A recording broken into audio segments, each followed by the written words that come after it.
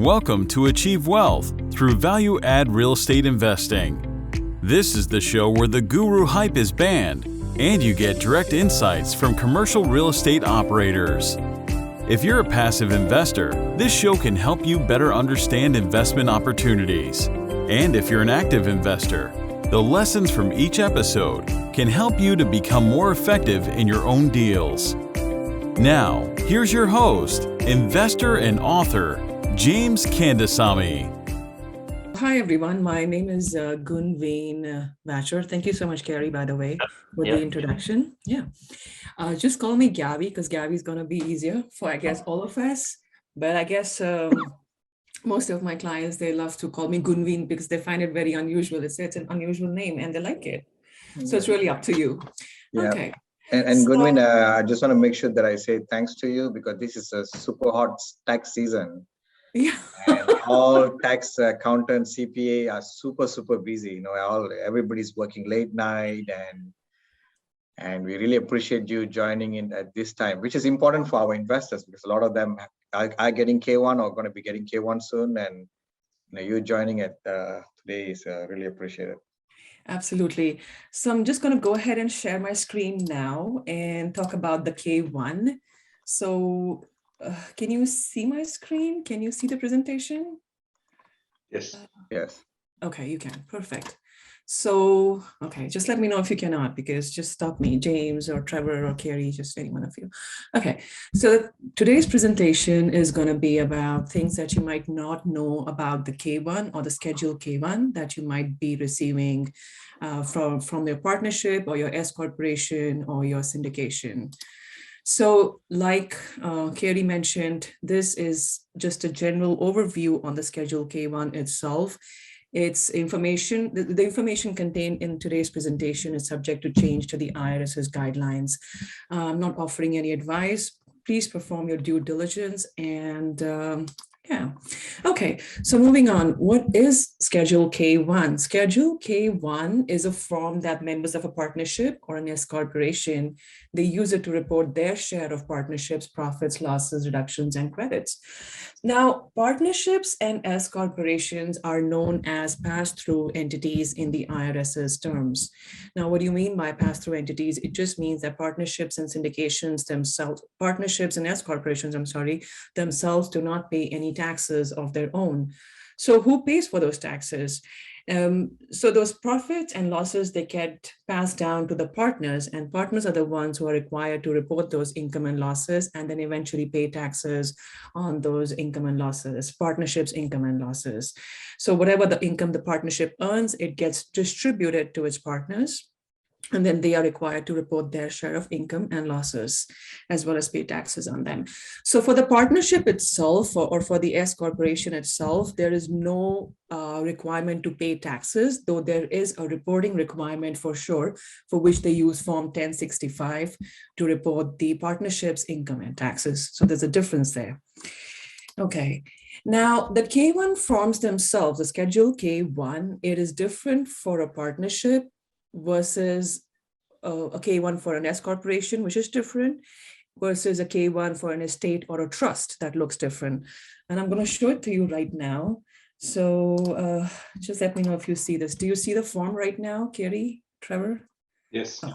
Perfect. Okay. Which means my screen share is going great. Okay. Okay. So this is how your Schedule K-1 looks like. And it's a one-page form. And this is what you should be getting from your partnership or your syndication, etc. Now, at the top left-hand side where it says Schedule K-1, and if you can see my mouse pointer, it says Form 1065, which means that this K-1 is meant for partnerships. On the other hand, the K-1 for an S corporation will say Form 1120S, which is the form that S corporations use to file their, report their income and losses. So this is how a K-1 for an S corporation will look like versus a K-1 for estates and trusts. Now, estates and trusts, they file Form 1041, and therefore this Schedule K-1 will say, Schedule K-1 for estates and trusts. So that's the only difference. Otherwise, if you see the rest of the form will more or less be the same, for across, all types of entities that we just talked about. Okay. So coming back to my presentation and moving on. So who files Schedule K-1? So basically who receives Schedule K-1? Now, okay, so let's just say who files Schedule K-1. Let's just stick to that. So general partnerships, all limited partnerships, even LLPs, which is limited liability partnerships, LLC with 2 or more members, which by default are partnerships. So the minute a single member LLC, it switches to a 2-member LLC, it becomes a partnership. And S corporations and also estates and trusts, they are the ones who issue K-1 to its members, to its shareholders. Now, before I move on, I just wanted to tell you a difference between a general partnership and a limited partnership, because I think it's kind of essential. So general partners are those who are actively involved in the day-to-day decision-making of the business, versus limited partners who have invested their capital, but are not actively involved in the day-to-day decision-making of the business.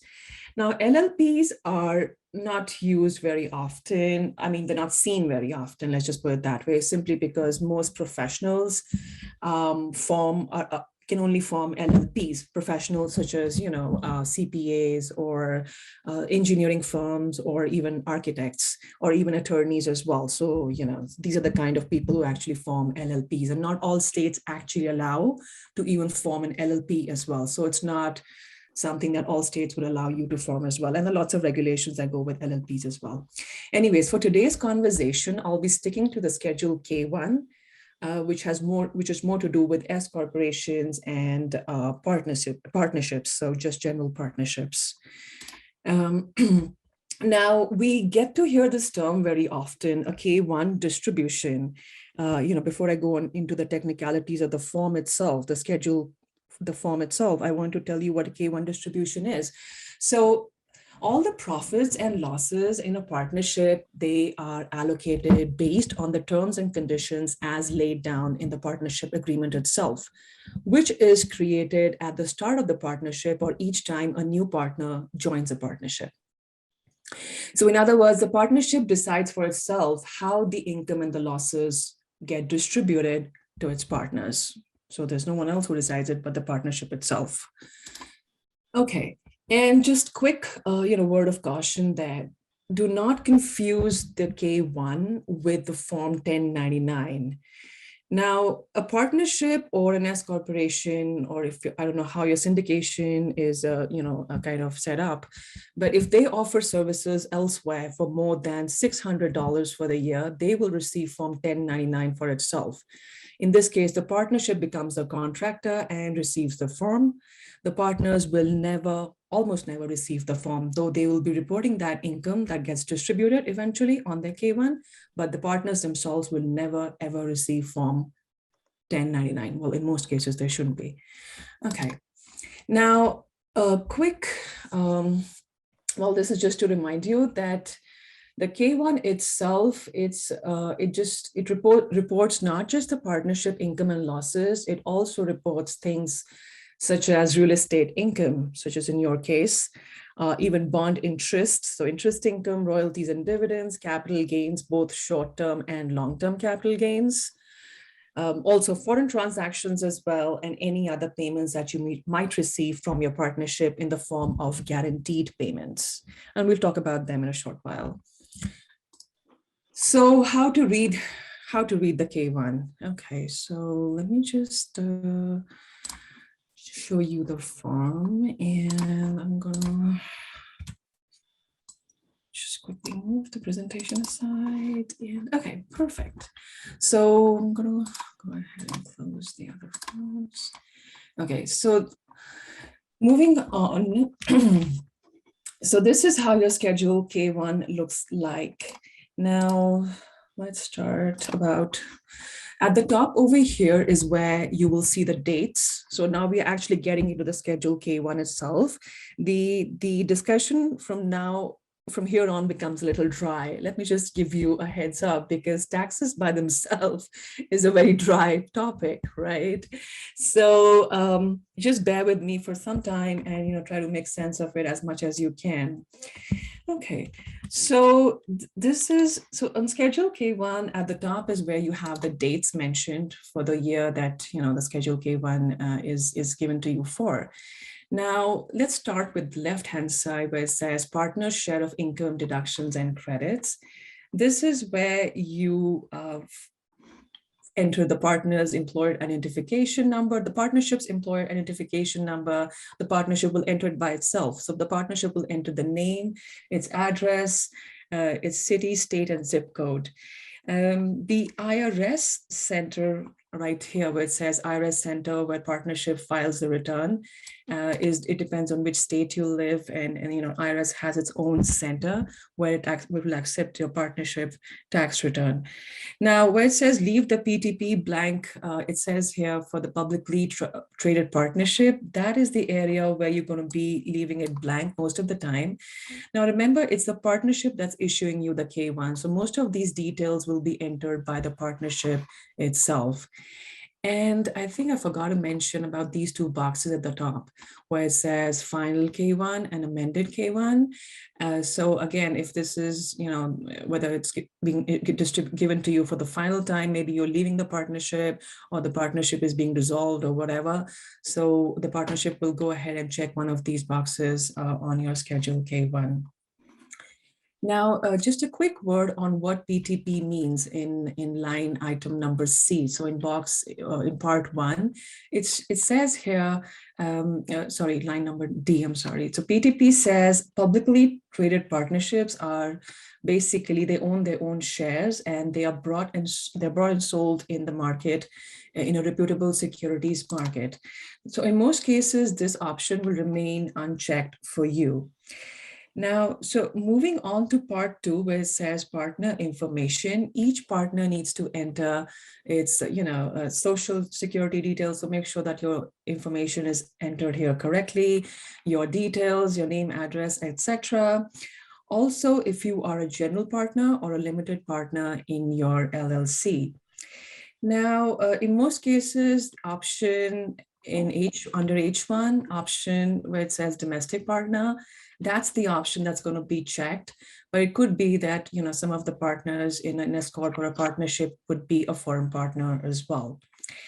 Now, you could think of skipping I1. So what type of entity? Some partners, one amongst you could also be placed as an LLC. So you could be organized as an LLC, and that's exactly what would be entered here as well. So your entity structure as a partner. Now, in item number J, so where it says the beginning and the ending profit, sharing percentages is based on your partnership agreement that I just spoke about. So whatever your partnership is, 60-40 or 50-50 in the partnership, those percentages will be mentioned right here in line item number J. Now, K and L, where it says partner share of liabilities, it can be skipped. So items under K and L can actually be skipped if the partnership is following a cash basis of accounting.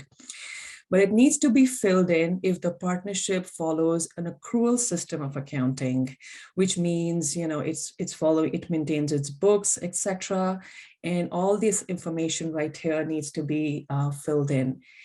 A quick note on non-recourse and recourse debts, and I'm sure most of you must be aware of what it means. So a recourse debt is a debt that holds the borrower personally liable, which means a lender can go after your property while all other debt is non-recourse. So that information will be filled in here for you by the partnership itself. So moving on to the box where it says, box L. So where it says partners capital accounts analysis, here you tell the IRS how much capital you had in the business at the beginning of the year and at the end of the year. So how much did you actually put in during the year, and whether your share of capital increased or decreased, or did you make any withdrawals or distributions.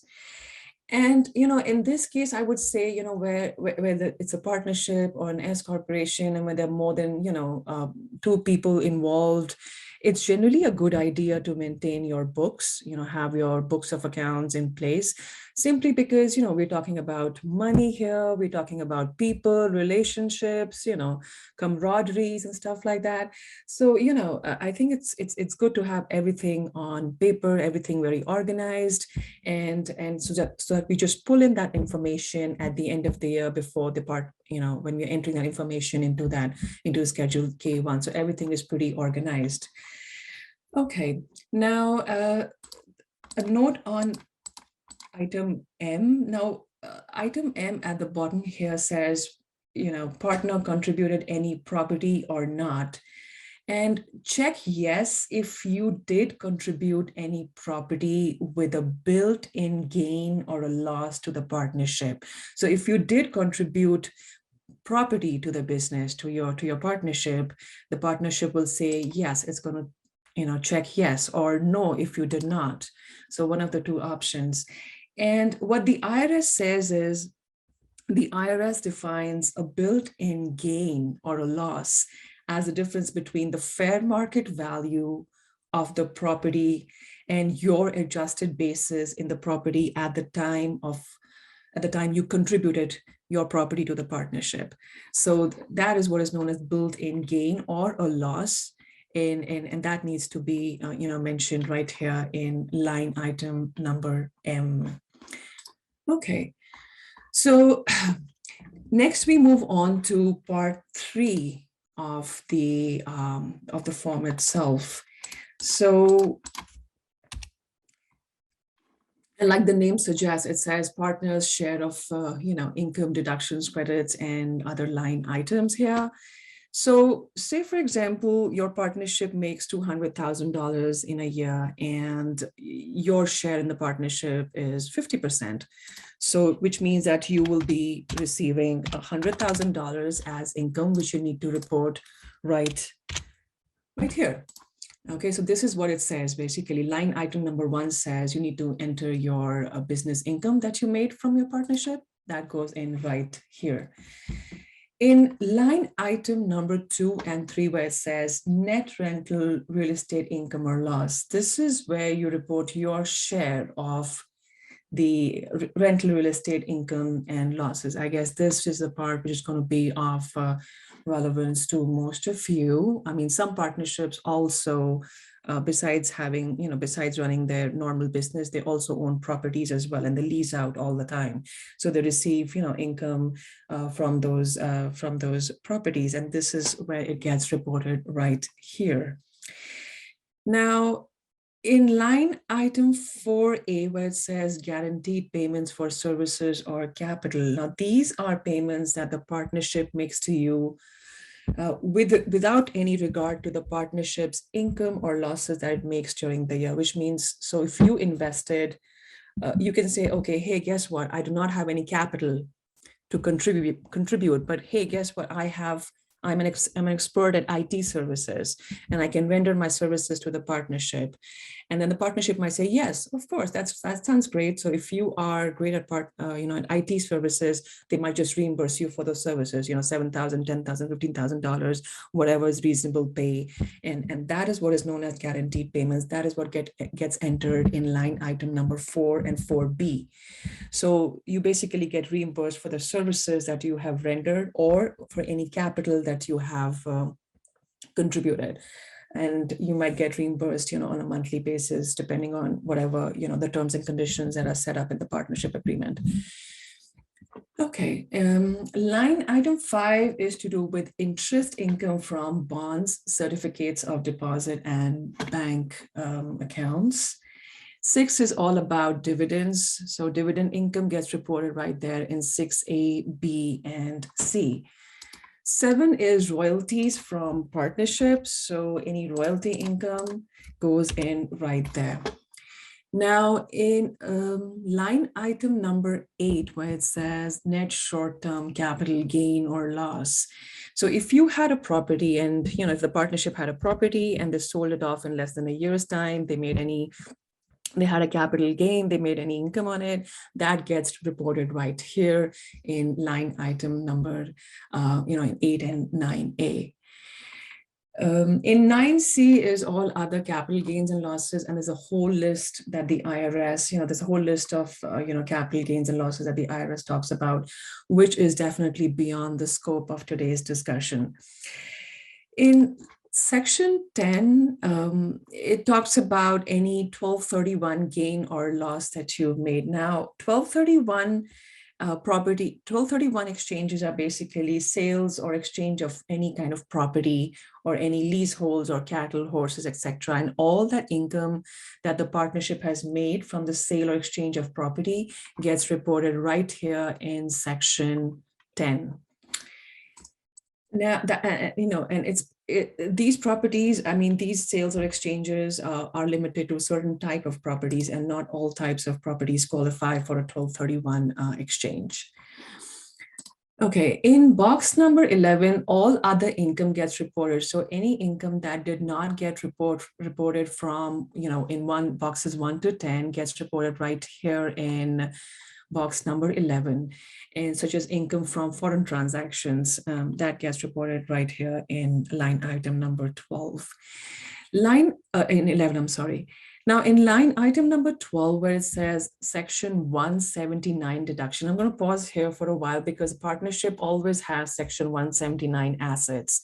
Each and every, S corporation, be it any kind of, organization, most of the organizations, entities do have section 179 assets. Now, what is section 179 deduction? What the IRS says about is that it allows businesses to deduct the full cost of the asset itself, the full cost of the capital assets itself in the first year of placement. And there are very few assets that actually qualify for the section 179 deduction. Assets such as furniture or equipment, office equipment, maybe even some computer software as well, and even business vehicles to qualify for the section 179. So it simply means that you're not depreciating the value of the asset over a longer period of time, rather depreciating it in the year of its placement. So you get a great deduction in the first year of placement of the asset itself. Now, unfortunately, buildings and land do not qualify for section 179 deduction. Although some equipment attached to those buildings, so say for example, if it's a multifamily home and in which there are some depreciable assets, some assets that do qualify for the section 179 deductions.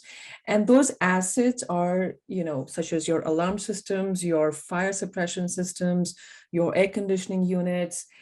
These are the items that will qualify for the section 179 deduction. Now, what does not qualify is leased property that does not qualify for such a deduction, and also assets used for personal use within the business that do not qualify for section 179 deduction. I'm sorry, I had to stop at this for a while because this is a very important deduction from just all perspectives as well. And I think I just took some extra time right there. But anyways, now, moving on, box number 14 is important because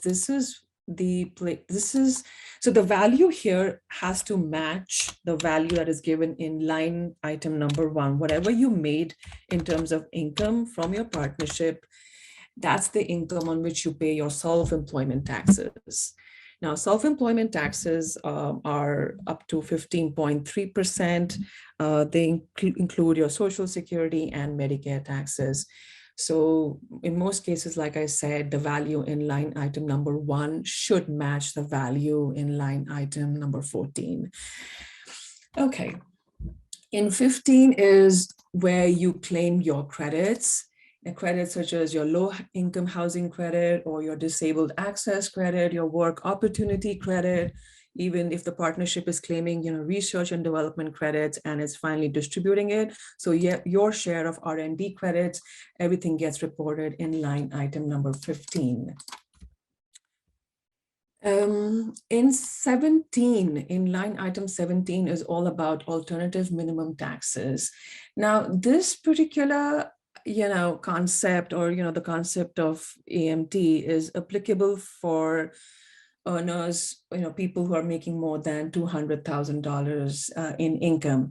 And the reason why this concept was introduced by the IRS was because it wanted to make sure that, that the high income earners are paying their tax correctly.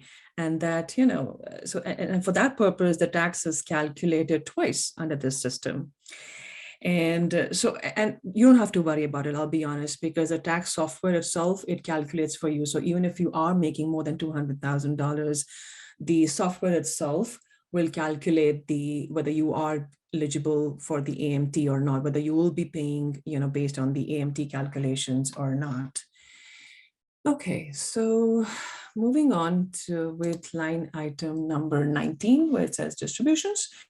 Now, the partnership can distribute, not just income and losses. So it will not just reimburse you. You will not just be getting your share of income or losses, but the partnership will also say, hey, we might be, willing to pay you your share of cash or any securities or maybe even property as well. So some partnerships also distribute securities such as, stocks and bonds, etc., or even properties to its partners. And all of that information, it gets reported right here in line item number 19. 21, line item 21 is if the partnership incurred any foreign taxes. That is, and your share of those taxes will get reported right here in line item number 21. I'm sorry, did I say that 21 twice? No, I don't think so. Okay. So I'm going to bring my presentation back again, and I just want you to be mindful of a few things. So that was it for as far as the, the form, the Schedule K-1 is concerned. I think I went through most of the line items that might be applicable in your case. So what is Schedule K-1? What does it look like? And, what are the various line items? What are the details that you should be mindful of, when you receive a Schedule K-1, all the little details such as the EIN number, the social security number, or, the address, these little details just add up, and you have to be very careful that all those details have been entered correctly. Okay. So the next piece of information that might be of use to you is that that you receive your Schedule K-1 on time, and that's important, right? So if you are if you are a partner in a partnership, you will be receiving a K-1 that says, for a partnership, and we talked about it, right? The K-1s differ, right? So make sure that you receive your K-1 on time and that you attach your K-1 to your 1040. That's in case if you are filing Form 1040, your individual 1040 for yourself. So when is the K-1 due? I'm going to be talking about a few deadlines because it's going to be I have to talk about compliance as well, right? This discussion is meaningless if I do not talk about deadlines. So partnerships and S corporations, they have a filing deadline of March 15th, which means that's the time by when you should be receiving your Schedule K-1 as well. That is if the partnership follows a calendar year ending, which means it's December 31st was when the partnership or the S corporation closed its books.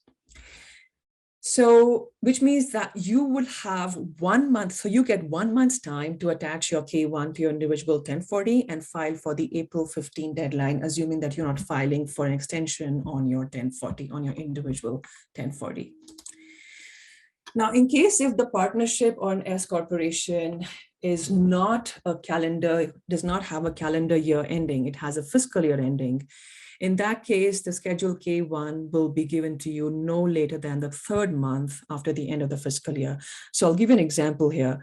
If it says, if the partnership it ends on, say, February 15th, then in that case, you should be receiving your K-1 by May 15th. So 3 months after the end of the fiscal year. Well, I guess that brings us to the end of the presentation. And those were some of the sources that I used. Well, of course, I used more sources as well to bring all the content together for you. And that's it from me for now. If you have any questions, feel free to ask me. Thank you.